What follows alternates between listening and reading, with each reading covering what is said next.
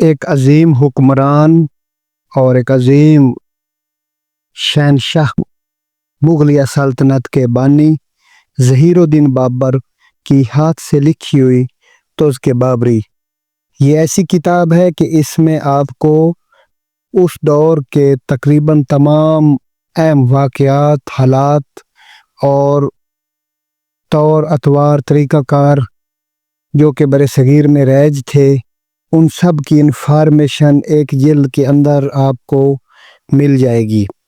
ظہیر الدین بابر نے اپنی عظمت بزرگی کی عمارت آپ کھڑی کی، شارع عظمت شہرت پر بکھرے نوکیلی عینی کانٹے آپ اپنے ہاتھوں سے چنے، اور نہ صرف یہ کہ اپنے دشمنوں میں سے ایک ایک کو اپنے سامنے جھکایا، ایک ایسی عظیم سلطنت کی بنیاد رکھی جو کابل قندھار سے لے کر جنوبی ہندوستان تک پھیلی تھی، جو برابر 250 سال تک قائم رہی، جس نے ہندوستان ہی کی تاریخ میں نہیں بلکہ دنیا کی تاریخ میں ایک عظیم سلطنت کا نام پایا۔ اس میں کوئی کلام نہیں کہ ظہیر الدین بابر سے پہلے ہندوستان پر حملہ آور تاجداروں میں داراول، سکندر مقدونی، ڈیمیگوروس اور کشان بادشاہ محمود غزنوی اور محمد غوری نے عالمگیر شہرت پائی۔ ان میں ہر ایک کو تاریخ نے عظمت کا تاج پہنایا، اس کے باوجود ان میں سے کوئی بادشاہ بھی ایسا نہیں جس نے ہندوستان میں اپنی عظمت کا چراغ جلانے سے پہلے وہ مصائب اٹھائے ہوں جو ظہیر الدین بابر کو اٹھانے پڑے۔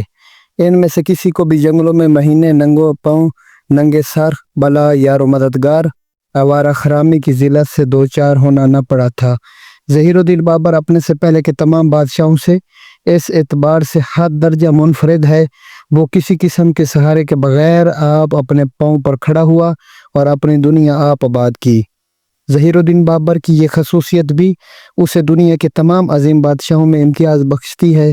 وہ اونچے درجے کا تاجدار ہونے کے باوجود ایک بہت اونچا مصنف اور شاعر تھا۔ اس کی توثیق جو بعض علماء کے خیال میں تمام سابقہ بادشاہوں کی خود نوشت سوانح حیات میں اپنی مثال آپ ہے، سادگی تحریر کے اعتبار سے ایک اہم تصنیف ہے، اور یہ وہ تصنیف ہے جس کی بنا پر ظہیر الدین بابر ایک عظیم مصنف قرار دیا گیا۔ ظہیر الدین بابر کی پیدائش 14 فروری 1483 کو فرغانہ کے شہر اندجان میں ہوئی۔ والی فرغانہ کے بیٹے تھے جن کا نام عمر شیخ مرزا تھا۔ 18 بہن بھائیوں میں سے یہ اپنی والدہ محترمہ کے اکلوتے بیٹے تھے۔ 1494 میں باپ کے انتقال پر بادشاہ بنا۔ حریفوں نے بہت جلد فرغانہ کی حکمرانی اس سے چھین لی۔ کئی سال بے خانمہ رہنے کے بعد 1504 میں کابل و غزنی کا مالک بن گیا۔ 1518 میں وزیرستان اور بجوڑ فتح کیا۔ 1525 میں دریا سندھ پار کیا اور لاہور تک تخت و تارج کرنے کے بعد واپس چلا گیا۔ 1526 میں دوبارہ ہندوستان پر حملہ آور ہوا۔ پانی پت کی لڑائی میں دلی کے سلطان ابراہیم لودھی کو شکست دی اور ہندوستان میں سلطنت مغلیہ کی بنیاد رکھی۔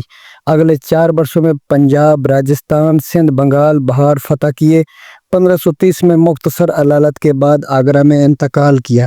تو ایک اچھے تاریخ کے اسٹوڈنٹ کو انفارمیشن حاصل کرنے کے لیے تذکرہ بابری ضرور پڑھنی چاہیے۔ ایک اچھی قادہ اور بک ہے۔